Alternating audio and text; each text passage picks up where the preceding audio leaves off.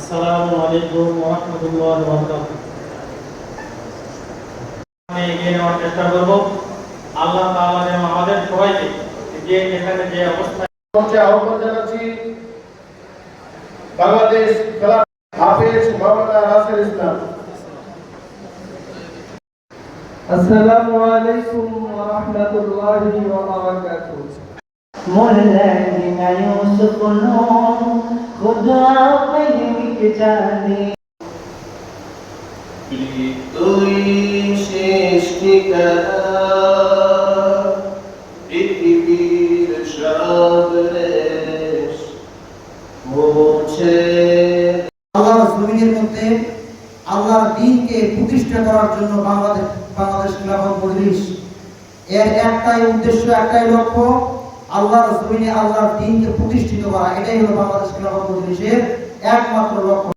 পৌরশাখা কর্মী সমাবেশ, আজকে কর্মী সমাবেশে উপস্থিত আছেন প্রধান অতিথি।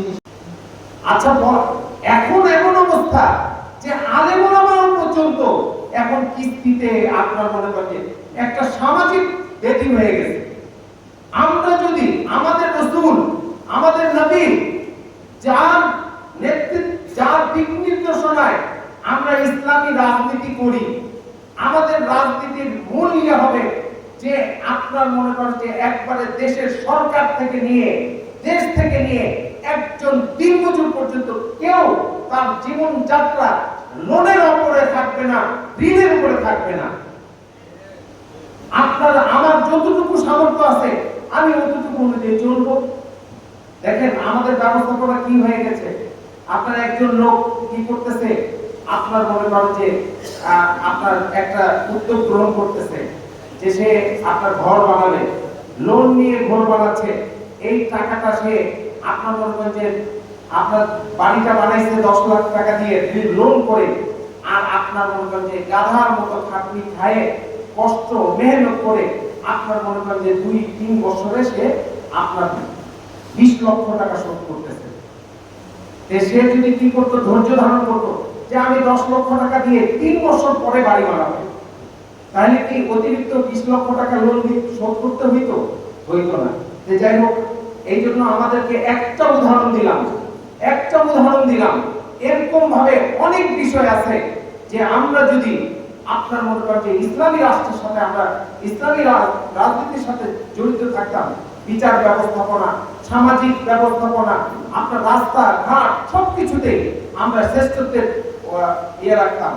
এই জন্য আমরা সবাই আপনার মনে করেন যে যারা আমরা ওলামায়ে কেরাম আছি, আমরা কিন্তু না করতে পারি। আমি যদি সমাজ অধিকারের নামে তাকে মাঠে নামায় দিয়ে পুরুষের সঙ্গে কাঁধে কাঁধ মিলিয়ে কাজ করার জন্য বাধ্য করি, তাহলে তার উপরেও জুলুম হবে। তারা আমাকে জিজ্ঞেস করেছে যে অন্যান্য ইসলামী সংগঠনের মিসাল দিয়েছে, যেই সংগঠনে 200 ব্যারিস্টার আছে, 500 ডাক্তার আছে, এরকম হাজারের উপরে কি আছে, বিভিন্ন সচিব পর্যায়ের লোক আছে, আপনার সংগঠনে কি আছে?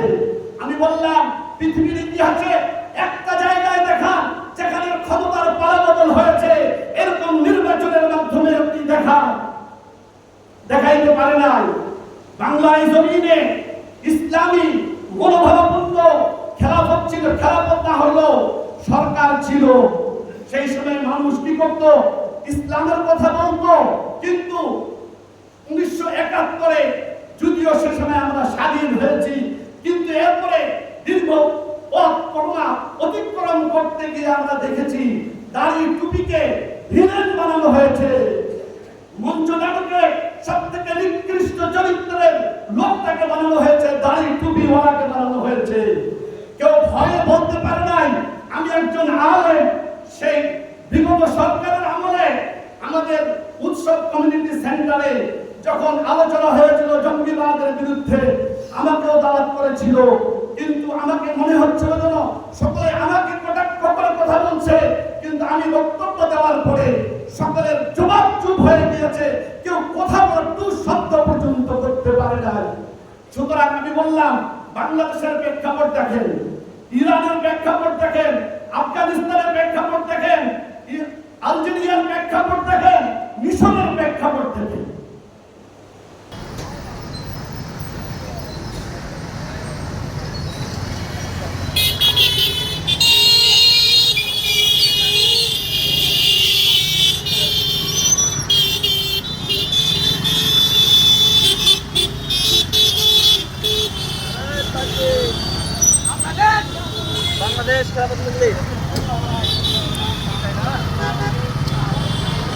Thank you.